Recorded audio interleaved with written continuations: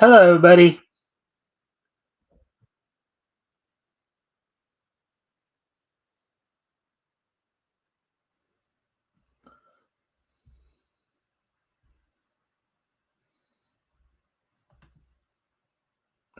All right, so welcome to the Mikestand, everybody. Today is Thursday, December the 12th, 2023. We're going to wait a few minutes to give people a chance to come in. I hope everybody had a good week thus far, as we're at the latter end of the week, of course. Well, in a moment, we'll talk about what's on tap for tonight. Just wait for more people to show up.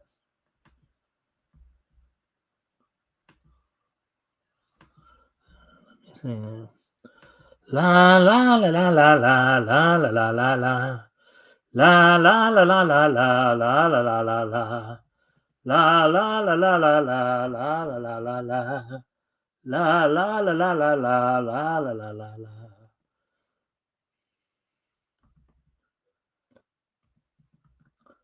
Let's see. Popeye the Sailor Man. I'm Popeye the Sailor Man. I'm strong to the finish when I eat my spinach. Popeye the Sailor Man. Life is like a hurricane here in Duckburg. Race cars, lasers, aeroplane. It's a duck blur. Might solve a mystery or rewrite history. DuckTales, woo. You've been waiting, I've been waiting. DuckTales, woo. You've been waiting, I've been waiting. DuckTales. And then a stranger out to find you. Grab onto some ducktails. Ooh, you've been waiting, I've been waiting, ducktails. Ooh, you've been waiting, I've been waiting, ducktails. Ooh, you've been waiting, I've been waiting, ducktails. Ooh. Interplanet Janet is a galaxy girl, and everyone knows she's around the world. Every time you wanna. Interplanet Janet is so fine. Interplanet Janet is so fine. Figure eight at half of four. All right. Anyways, we're now up to the 3 minute mark. I'll talk about what's on tap for tonight. So tonight, of course, we're going to go over a couple articles from Bleeding Fool.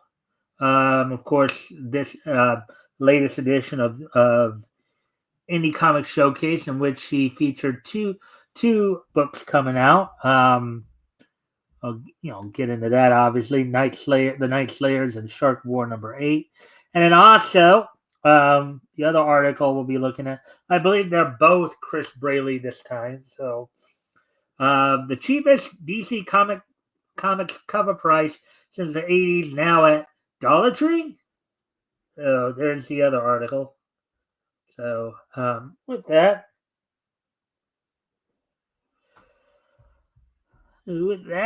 let's see now.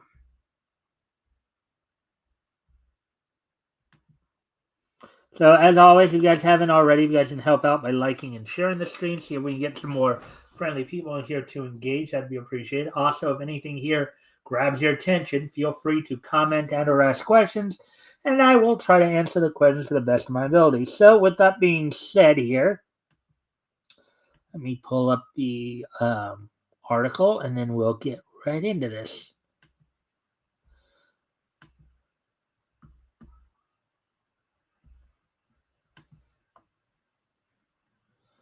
All right.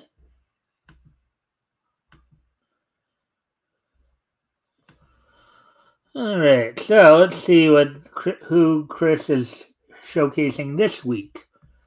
So, Indie Comics Showcase number 291. The Night Slayers and Shark of War #8. Article by Chris Braley, published yesterday. Let's get into this then.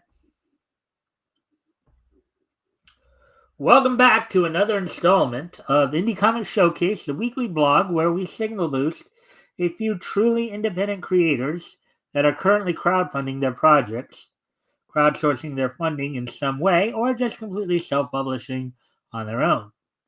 Every little bit of support for these creators matters, from a single dollar pledge to the $25 bundle, and of course, the higher tiers are usually fun too.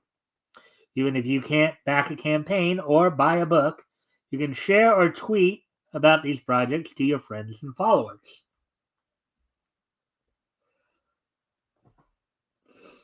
On Indie Comic Showcase, we interview the creators, show off some art, and tell you how you can check out the product for yourself.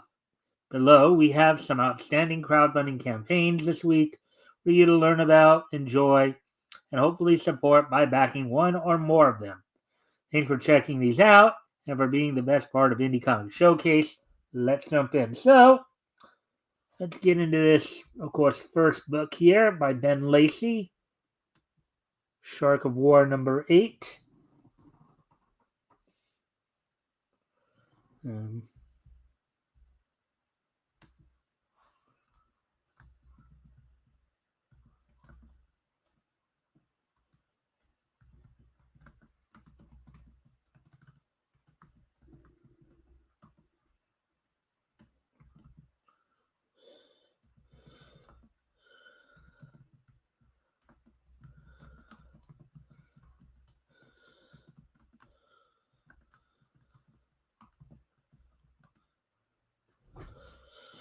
All right, so with that, let's get into this first article. Of course, I'll go grab the link for Shark War number 8 by Ben Lacey. So before we actually, some nice looking ladies there. Obviously, a very tantalizing pictorial, as it were. And this, of course, is a Kickstarter campaign.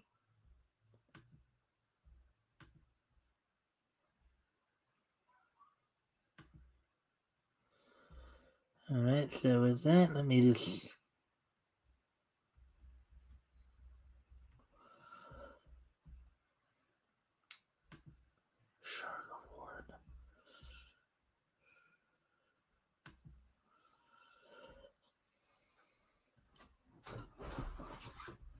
I will share the link in the chat, of course, for those who may want to check it out.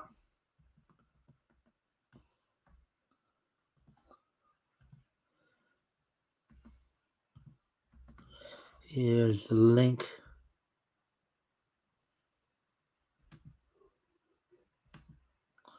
To that.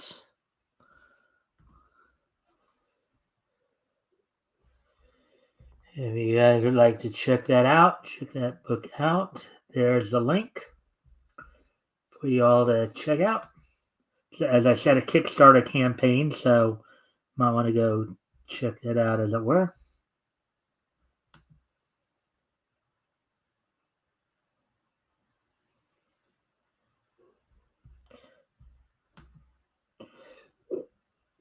All right, so now let's get into the interview here.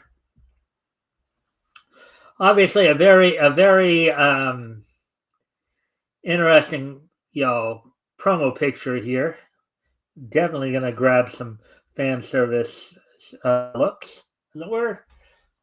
So Chris Braley, welcome back to Indie Comic Showcase, Ben. For those who aren't familiar with the series, tell us the pitch for Shark of War. Ben Lacey. Shark of War is Jaws meets RoboCop. Our cyborg shark is an escaped U.S. military experiment who's been battling a criminal cartel along the east coast of the U.S., disrupting their ability to traffic drugs, guns, and humans. The cartel strikes back by hiring one of the Shark of War's creators to create even more dangerous creatures, the Whales of War, mutated orcas that are more than a match for a shark hero. Yeah, sharks versus whales here. Okay. pretty interesting. I guess that's the other aspect of this. You got the whale, the killer whale on the right, and the shark on the left. And those, I guess, are the two creators of the.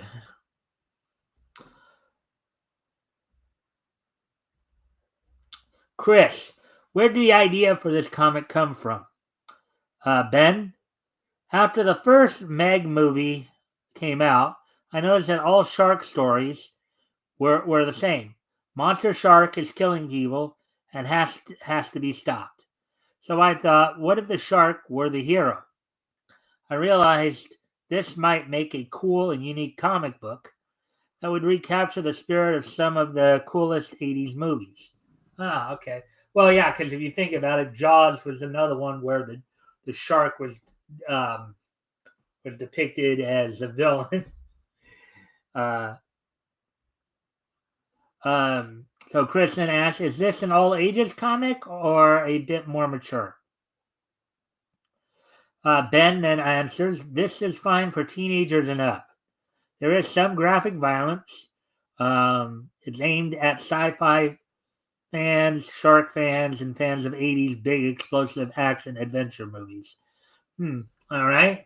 Yeah, well, I mean, the idea of a shark or whale mauling somebody, yeah, that would be kind of graphic. hmm. And they're going at it there. The shark and whale are going after each other there. Hmm.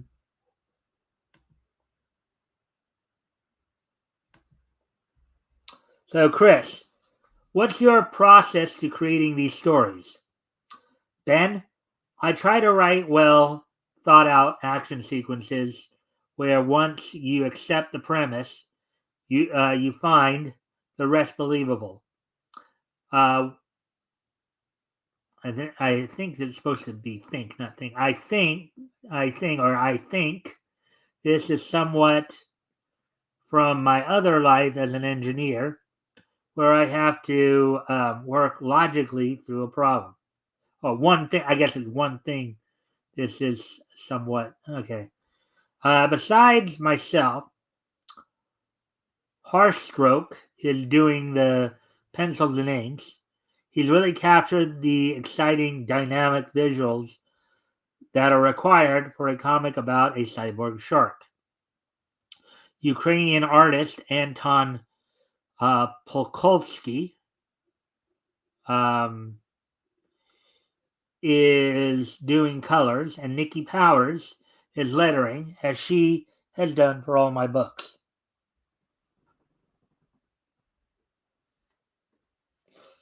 More of the art right there.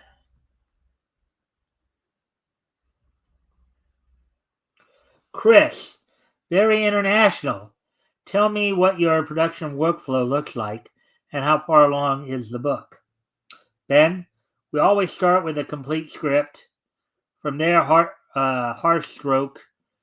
That's a name for an art. Harsh stroke. That can't be a very enjoyable paint job. if he's utilizing harsh strokes, as it were. I guess that would work for a horror comic, I guess. About cyborg sharks and killer whales attacking each other. Made thumbnails of everything. We iterate back and forth, on them until it captures the desired action. He then does pencils, inks, with perhaps another round of revision. Anton colors once the inks are finalized, with some further iteration. Lastly, Nikki does the lettering on the final version. Overall, it's about 1/3 complete. It's not bad.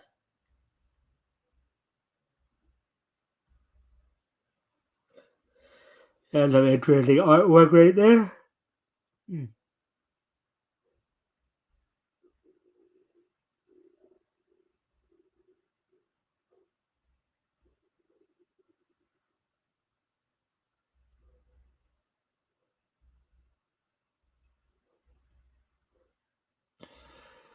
Interesting how they put, like, I guess, labels over people's heads like that.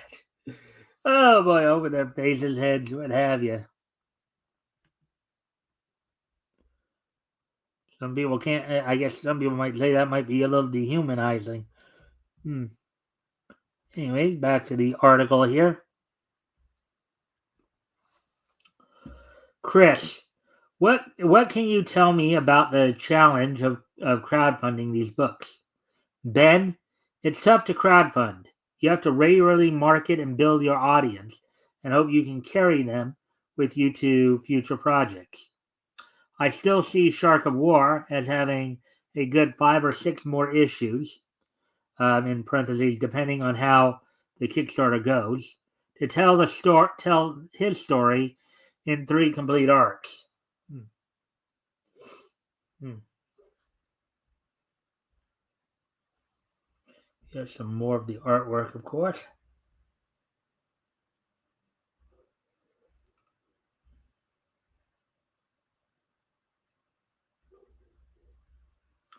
Chris, what's the best tier to back on this campaign?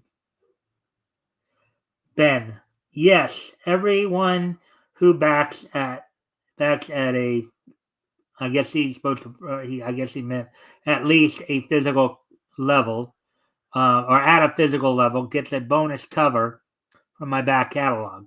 So you will be getting at least 2 comic books.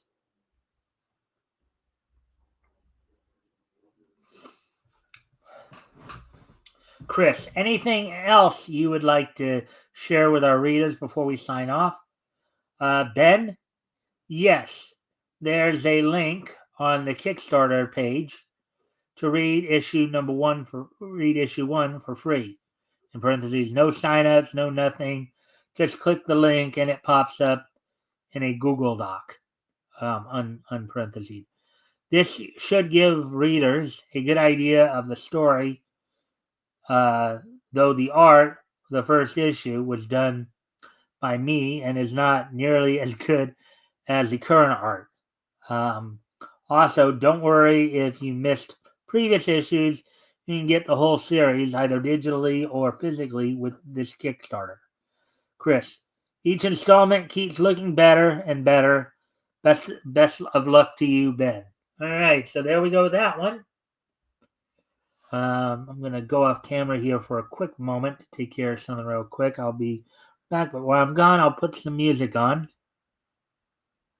to keep you all entertained. Well, right back.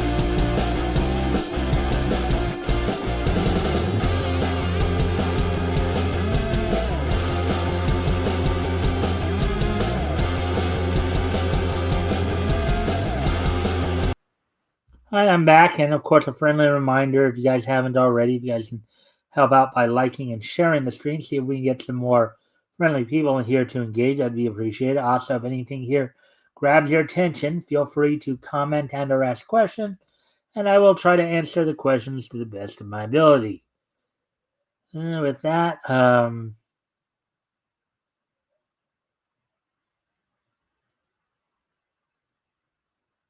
let's go ahead and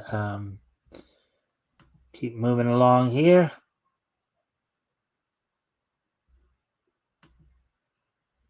All right, so we got the Night Slayers from Matt Cricky, and I'll go, I'll of course go grab that link here.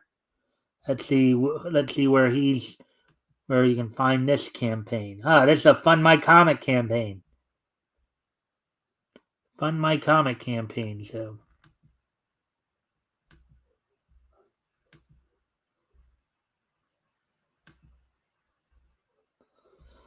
alrighty then. I should go ahead back up here for a moment. The Night Slayers by Matthew Creek. I believe it's Creaky or Creek, I guess. One of the two.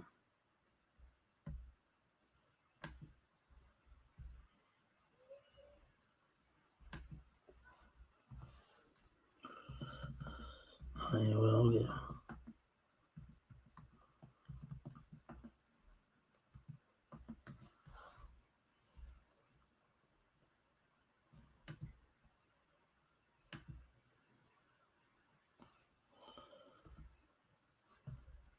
And there's the link to that book. If you guys want to, it's a Fund My Comic project. So if you want to go there and check it out, there's the link to it.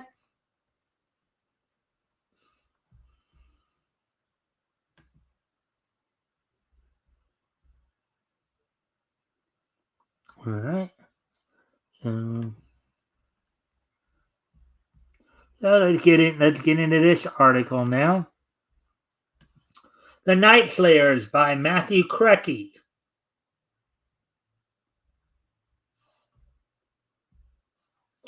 Chris Braley. Welcome to Indie Comic Showcase, Matthew. What's your new comic project about? Got a pitch? Matthew Creaky. It's Supernatural meets Rumpelstiltskin in our pilot issue. When a child vanishes, can two paranormal investigators find him in time?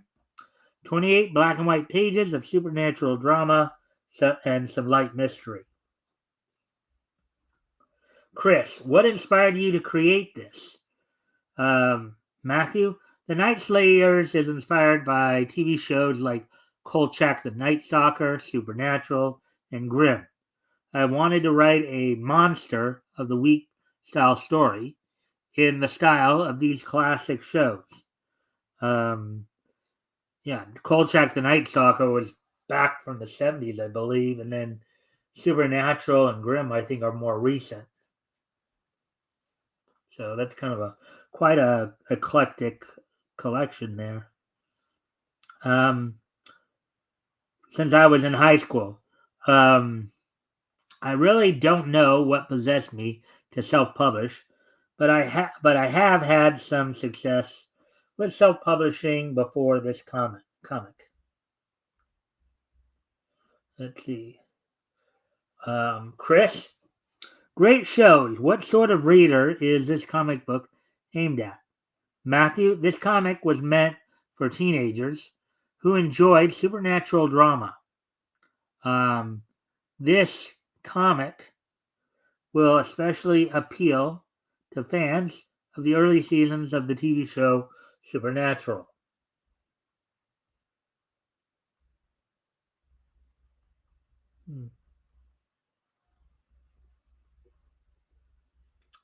Chris, talk about your creative team that contributed to this project and how the production is going. Matthew, I wrote the script. Andrew Hawk, who works for a friend of mine at a tabletop game studio called Speed Robo Games, did the illustration. We've written and illustrated all 28 pages and the cover. So it's ready to go. Chris, what's been the biggest lesson you've learned running a crowdfunding campaign? Matthew, always be networking and keep shipping costs in mind when picking a printer. Which I think, again, another thing that probably is well said among the crowds here. Man, this week's article went pretty quickly here. Wow. 25. All right. What are your plans beyond this book? Are there more stories to tell? Chris asks, and Matthew responds, I plan to make this the pilot for an ongoing series. Each issue will be a self-contained story. Good luck. And then Chris responds, good luck and thanks for bringing this to our attention, Matthew. All right, so that's it for this installment.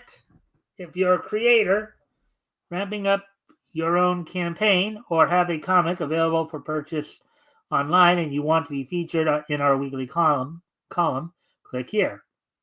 And follow Indie Comic Showcase on Twitter at Indie Comics.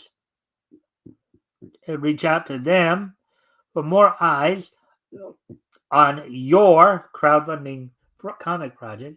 Till next time, support Indie Comics.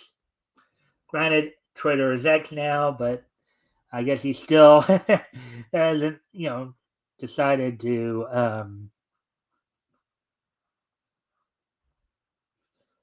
change that. So, anyways, there we go with that.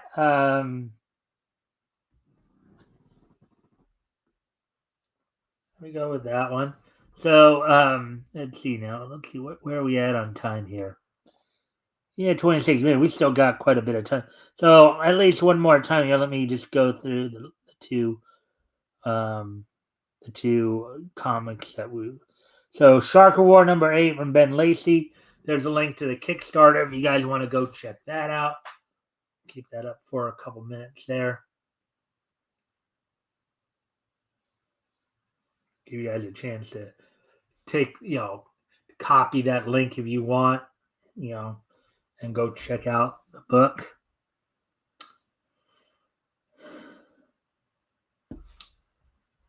And then, of course, there's the Night Slayers as well from Fun My Comic by Matthew Crakey.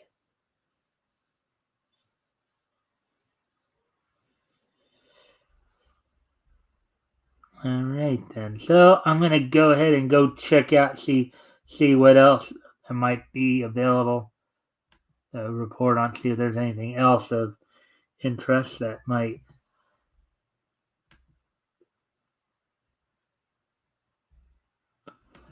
La la la la la la la la la la la.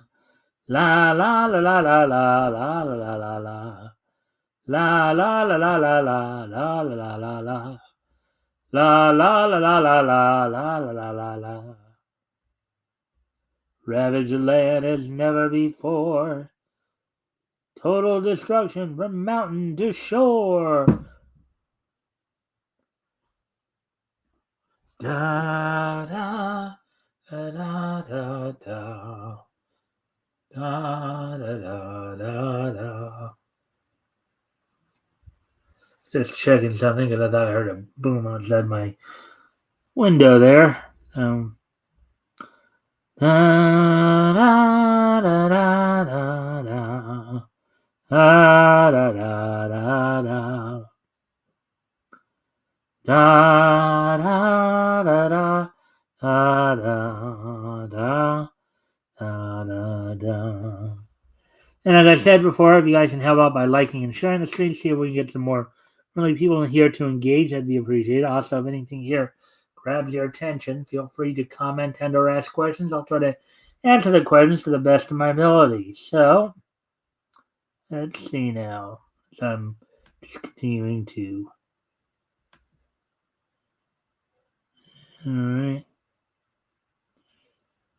All right. So let's see.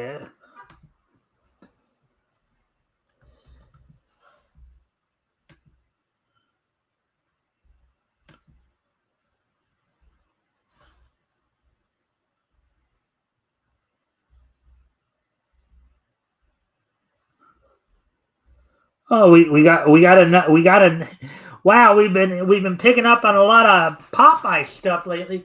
2 days ago, MeTV had an article about May Quetzal.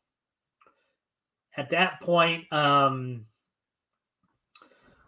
were just talking about how she almost, ended up, her grandparents had threatened to write her out of the will if she didn't give up, acting, as they didn't see it as a respectable profession. And now it looks like we got another article about who she is. Let's take a look at this.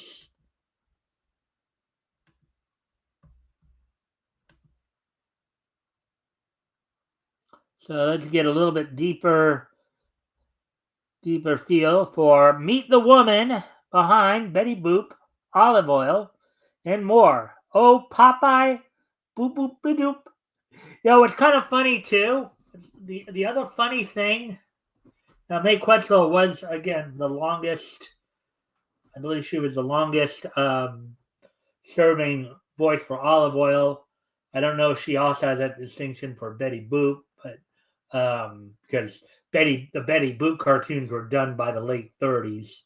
Um, but it's kind of funny because I think after Betty Boop originally debuted in Disney Dishes as a supporting character to the Bimbo cartoon, Bimbo the dog cartoon. However, she was not in her full human form yet. She was still kind of like an anthropomorphic dog figure, you know, you know, based off of Helen Kane, an actress of the time period. And it's kind of funny because her first appearance at fully human, not as an anthropomorphic dog, but fully human, I believe was in a Popeye cartoon. So that little saying, "Oh Popeye, boop boop ba doop," does kind of make some sense there. So, anyways, let's get into this article. Published today by MeTV210, and there she is, right there. There's late great Mae Quetzal, flanked by probably her two well-known characters that she did in Olive Oil and Betty Boop, and also, of course, we know Margie Hines, the late great Margie Hines, the late great Bonnie Poe also lent their voices to the characters as well at different periods. But we do know that. So here we go. It's time for another voice actor profile, and this one is all about the late great Mae Quetzal, an iconic voice formed by years as a mimic act in vaudeville. Quetzal's voice formed the first generation of cartoon characters. Her voice acting career began in 1931 in Disney's Mother Goose Melodies, and that same year, she would be discovered by Max Fleischer, who cast her most iconic roles. Let's take a look at Quetzal's over 60-year career and the iconic characters she contributed to.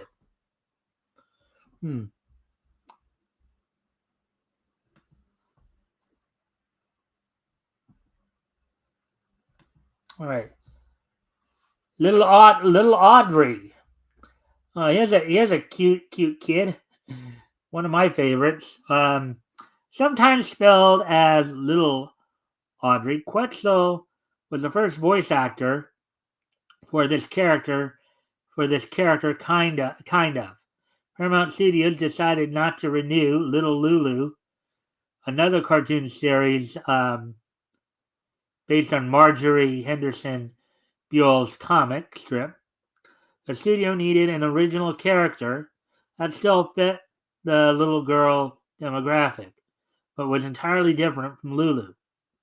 So animators drew Audrey as a little messier and less refined than Lulu, and Quetzal was tasked with creating a voice that gave little Audrey her defining spark, playfulness, and troublemaking attitude.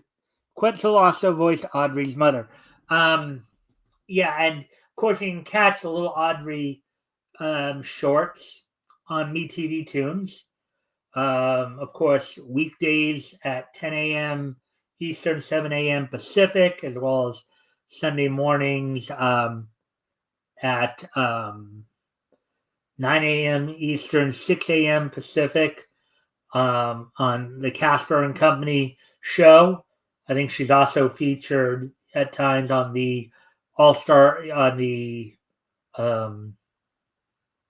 Cartoon All-Star shows, which happen weekdays at 1 p.m. Eastern, 10 a.m. Pacific, and 10 p.m. Eastern, 7 p.m. Pacific during the week. And then, of course, Sunday night, the Sunday night Cartoon All Stars, the 3-hour block that starts at 8 p.m. Eastern, 5 Pacific, and runs. So, anyways, on Friendly TV, of course. And then there's Olive Oil. Popeye the Sailor began as a theatrical Betty Boop short that segued into Popeye having his own theater series. While Quetzal did not originate the role of Olive Oil, she was the longest serving Olive Oil from 1933 to 1964. With the exception, of course, of the period between 1938 and 1942. Of course, talked about this.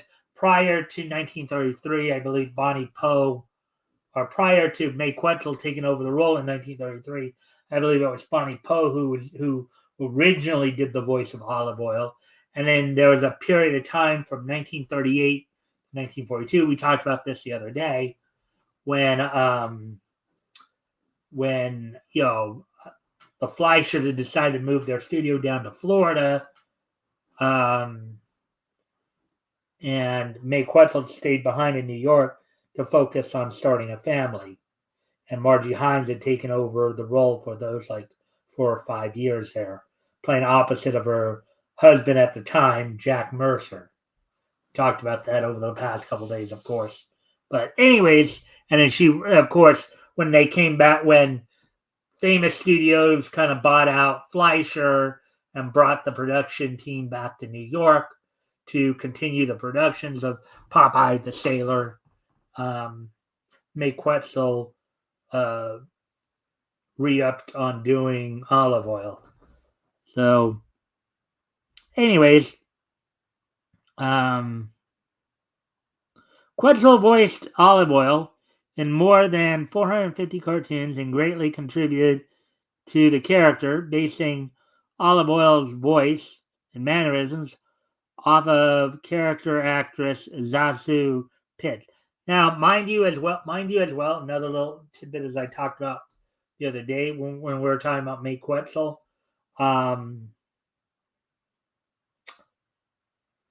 In 1978, when Hanna-Barbera decided to do the all-new Popeye Hour, which would run from, I think, 78 to 83. They had the voice. Now, as I said, from 1942 to 1964, the 3 actors who were primarily responsible for voicing the characters in the Popeye shorts, Jack Mercer did Popeye, Mae Quetzal did Olive Oil, and Jackson Beck did Bluto. Now, apparently, I guess they made, I don't know if they made Jack Mercer did, but I know they did make Mae Quetzal re-audition for Olive Oil in the 1978 cartoon, all new Popeye Hour. And ultimately, she actually lost out the role that she was pretty much considered synonymous with to Marilyn Schaefer, who would take over the role for that particular cartoon. So,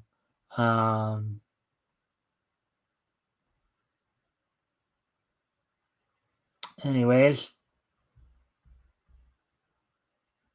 let's continue on here.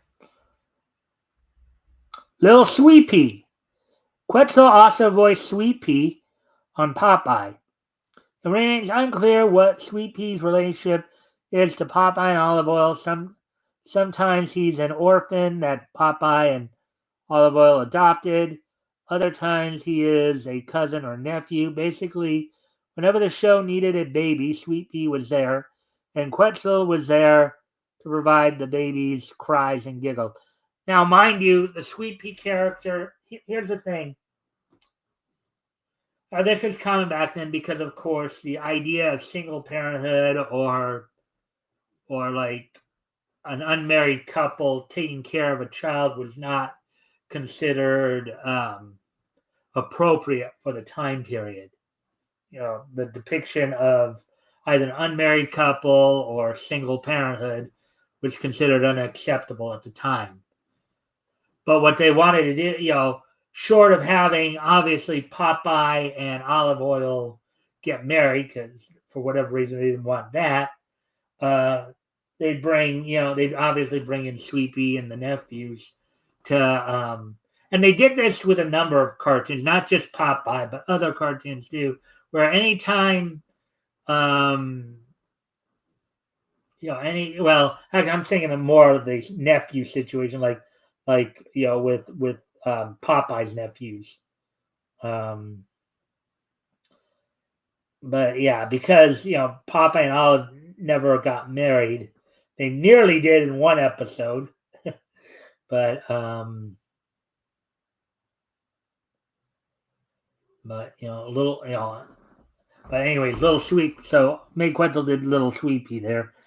Popeye, Popeye. So yes, May Quetzal voiced Popeye in a few shorts. Jack Mercer, the voice of Popeye, left the show to serve in World War II. Well, it was more like the aftermath of World War II. So the remaining voice actors at Fleischer Studios, including Quetzal, filled in as Popeye. In particular, Quetzal voiced Popeye in Shape Ahoy. So Jack Mercer, it was more like kind of the end or aftermath of. I think he was gone from he went for 1 year. I think it was at the very end of the war. If he actually served in the war at all, it was I think towards the end of 45 into 46. That it was 1946 that they said he served in the army during World War II, which was just after World War II, of course. So, but they would get May Quetzal did for an episode, and obviously they had some others in there too. Can't remember the guys off the top, the name of the guys off the top of my head, but anyways, moving on. Aunt Bethany. While this isn't a cartoon role, it is one of Quetzal's funniest roles ever. Quetzal had a number of on-screen roles, and one she is well remembered for is the scene-stealing Aunt Bethany from National Lampoon's Christmas Vacation. Whether she accidentally wrapped a cat or recited the Pledge of Allegiance, Quetzal brought a lighthearted, goofy sense of humor to the film. And there she is as Aunt Bethany, I guess. Casper the Friendly Ghost, of course, from the Harvey Tunes collections, of course.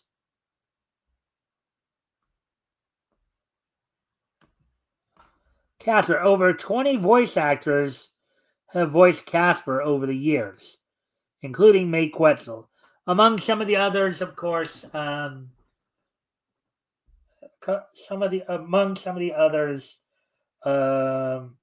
Shea was one. I remember Norman McMillan did Casper in the new Casper cartoon show. Julie McWhirter did much later as well. Alan Shea did. Trying to think, there was another Cecil Roy, who now, despite the name, that was a girl, that was a woman, not a guy. Cecil Roy as well. She portrayed him in a few early theatrical releases, most notably in the 1962 Golden Records series Casper the Friendly Ghost. Wendy the Good Little Witch. On Casper the Friendly Ghost and its theatrical counterparts, Quetzal often provided additional voices and portrayed supporting characters like Billy, Alfred, Skunky, and Wendy. Now, Casper the Friendly Ghost might be some of Casper's segments on the new Casper cartoon show. I think they're talking about. Pudgy. Little Pudgy, the little doggy. Similarly to her work on Casper and Popeye, Quetzal voiced any character that needed one in the Betty Boop shorts. The recurring character she voiced the most was Pudgy, Betty Boop's sassy little dog. And Pudgy's a little cutie too. And speaking of Betty Boop, boop boop ba doop. Like her role with Olive Oil, Quetzal wasn't the first voice actress for Betty Boop. She was the fourth, but sometimes fourth time's the charm. Because Quetzal voiced Betty from 1931 to 1939 in over 80 theatrical shorts, and then even reprised the role in Who Framed Roger Rabbit. So now in the case of Betty Boop, of course, again, prior to Mae Quetzal taking over the role in 1931,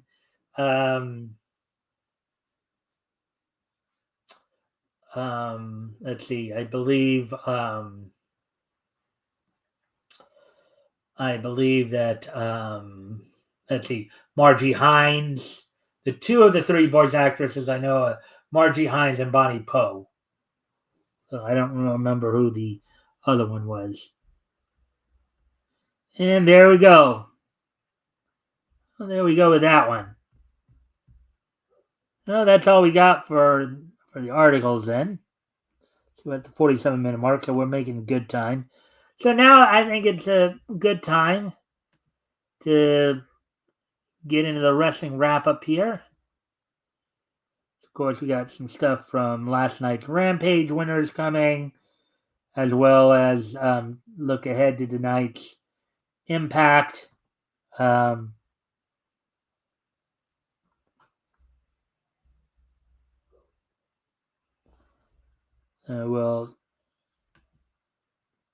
let's see, WWE news.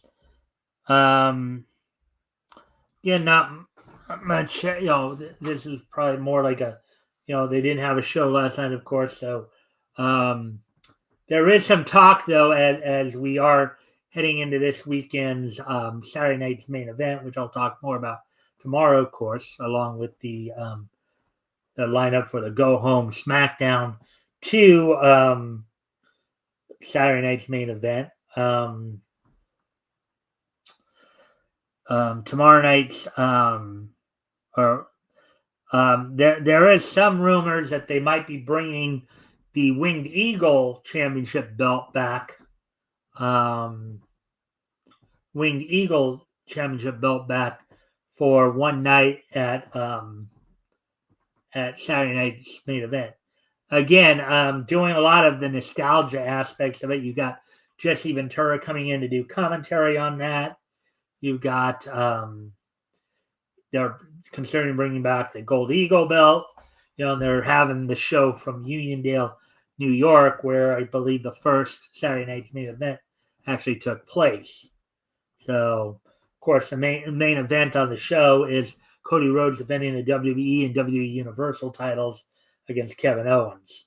So, and there's also talk at I think the finals of the WWE Women's United States tournament will be taken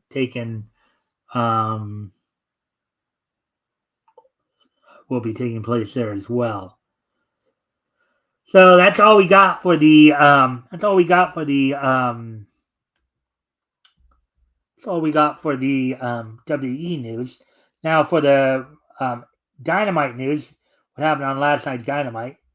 In the opening match, the Death Riders of AEW World Champion Jon Moxley and 1/3 of the AEW World Trios Champions Pac, with Marina Shafir and Wheeler Yuta in their corner, defeated freshly squeezed Orange Cassidy and Switchblade Jay White via DQ.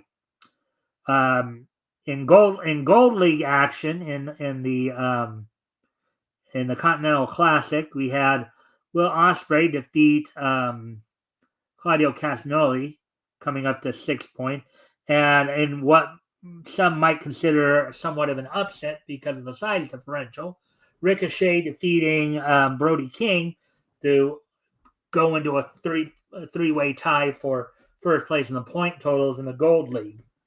In between those two matches, Adam Cole defeated Kyle O'Reilly in the Dynamite Dozen finals match. He'll be moving on to face. He'll be moving on to World's End to face MJF for the Dynamite Diamond ring.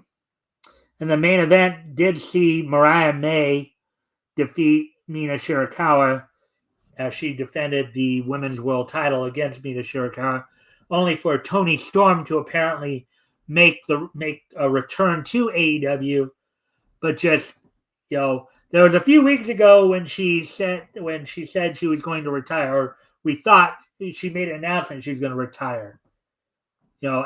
As Timeless Toni Storm. Well, apparently the only thing that was retired was the Timeless gimmick. That was dropped.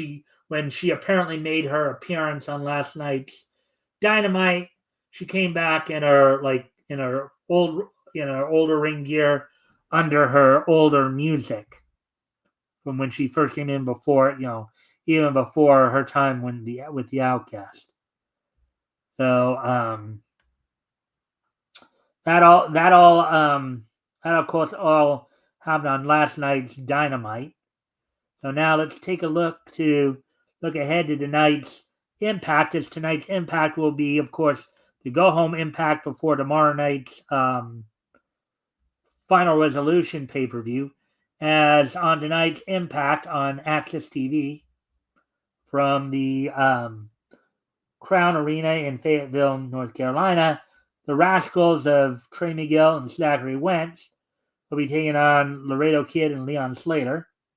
A women's match, former Knockout champion Rosemary takes on Zaya Brookside. PCO and Sami Callihan will be taking on Hammerstone and Jake Something. In a rivalry that's been brewing for a while now, Danny Luna, one half of the TNA Knockouts World Tag Team Champions, with her tag partner Jody Threat in her corner, will be going one-on-one with Heather by Elegance, with Ash by Elegance, personal concierge, in her corner. I think this is ultimately going to my belief is going to ultimately set up a match between Spitfire and the By Elegance girls for the TNA Knockouts World Tag Championships. And the main event will see in a 6-person tag match TNA World Heavyweight Champion Nick Nemeth teaming with TNA World Knockouts Champion Masha Slamovich and Joe Hendry to take on the duo First Class, AJ Francis and Casey Navarro, and Tasha Steeles. So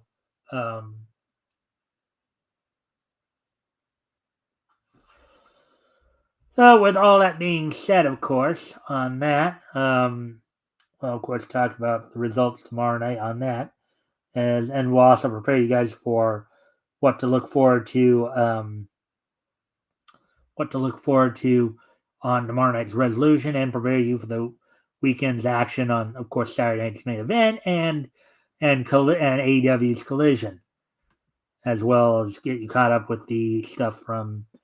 With all that being said, today is Thursday, December the 12th, 2024. So let's go ahead and take a look back at this day in Neach history. So first off, I'm going to head back to 1964. Actually, I'd like to wish a happy birthday to former ECW World Heavyweight Champion Sabu. Sabu turned 60 today. Again,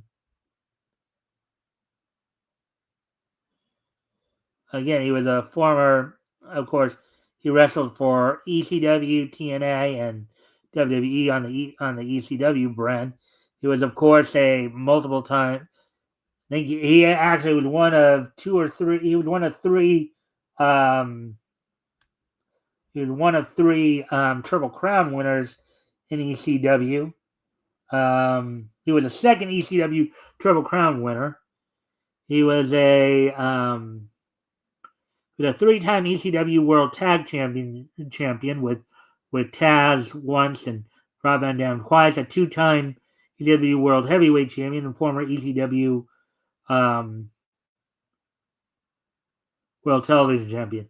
The ironic thing is the other two guys who were Triple Crown champions were his tag partners, Taz and Rob Van Dam. So in fact, Rob Van Dam had the longest ECW World Television title reign in the history of the company. So with that, so happy 60th birthday to Sabu. Now we move ahead to 1974. On this date in 1974, the 30th issue of Dark Shadows from Gold Key went on sale on this date back in 1974, 50 years ago today. Of course, Gold Key had been doing comic adaptation, following up on what Dell had previously done. Of course, Dell Comics previously done. Gold Key took over a lot of, and even started up some of their own, in which they would do comic adaptations of popular series of the time. Of course, Dark Shadows being one of them. Dark Shadows coming off of its 5-year run on ABC as considered a cult classic soap. It's actually pretty good. I've watched it myself. So on this date, 50 years ago today, the 30th issue of Dark Shadows from Gold Key went on sale on newsstand. It sold for 25 cents a quarter and was 32 pages. So anyway, so now moving on to the next piece of niche history here. And we move ahead to 2014, just 10 years ago today. Oh, what did I do that for? Oh, yeah, that's what I was wanting. Okay. Moving on to 2014. On this date, 10 years ago today, Walt Disney's Tinkerbell and the Legend of the Never Beast premiered in the UK on this date back in, with a direct-to-video Disney follow-up. So on this date, 20 years ago, Tinkerbell and the Legend of the Never Beast, produced by Disney Toon Studios, premiered in the United Kingdom on this date 10 years ago today. UK premiere of Tinkerbell and the Neverland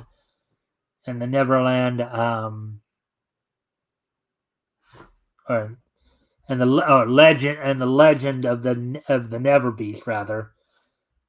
Tinkerbell and the Legend of the Never Beast premiered in the United Kingdom on this date back in 2014, 10 years ago today. And finally, on this date 5 years ago today in 2019,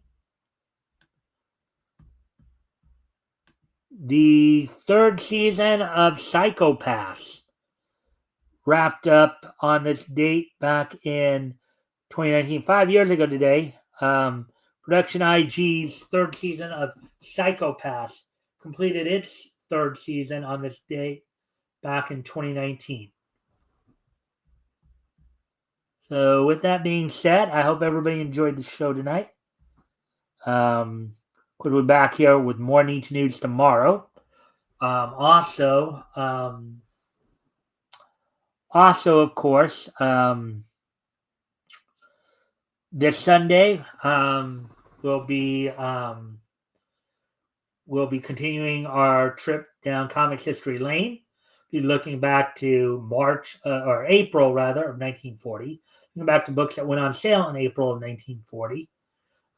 This week we'll be focusing in on David McCabe publications. We'll be looking at, I believe, King Comics Volume 1, Issue 40, and Magic Comics Volume 1, Issue 10. Of course, David McCabe was of course doing their books were focusing in on a lot of King Features characters, including, of course, the aforementioned Popeye that we talked about earlier. Also, of course, Mandrake the Magician, the Phantom. I even found out recently Lone Ranger was being written up then at the time as well.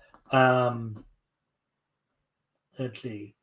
Can I think of anybody else? No, I guess those are the only. And we'll also be looking at Famous Funnies, Volume 1, Issue 70 from Eastern Color Comic as well. So I hope everybody enjoyed the show tonight. Hope to see everybody back here tomorrow and Sunday. And I will see you all tomorrow. Bye.